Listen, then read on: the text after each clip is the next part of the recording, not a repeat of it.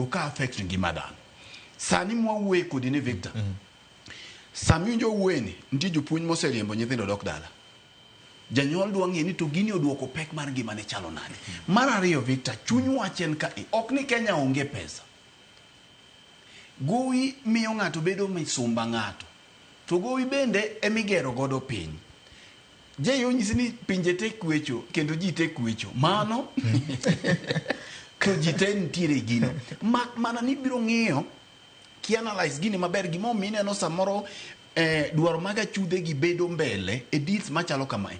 Onego bed ni to gik mikwayo gi mikelo ni value mane magini medo.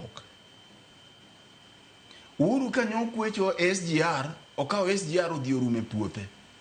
Sani koro miyo William Ruto tich matek mar golo SGR kochomo Kisumo ochomo Malaba. Nitiere jok ma nosetiekore gi wach deal no. Bende wanyalo encourage local investment bende. Pacho ka wanyalo encourage local investment nang'o pacho ka. Nekech Victor, omenda ye biro konyi bende. No omenda mikwalo pacho ka mana ka Uhuru ndalo moko nyowache. Jo Kenya kwalo omenda to gi stash e pinje maoko. Kata Mbadi be nyicho wacho ni oyiena ya jogo duok pesa gi ka. Mbadi no wacho ni kwalo kapo no kwalo milionary. No kima wago barua pinye wach mar mibadhi ok wanyalo. Mbadi nyo wacho ni kata mana Uhuru kane pok odhi owuok e telo. Anyalo paro kane odhi oko mar piny Kenya. No wacho ni koduogo to biro lero matut wach mar pesa mokan jasi.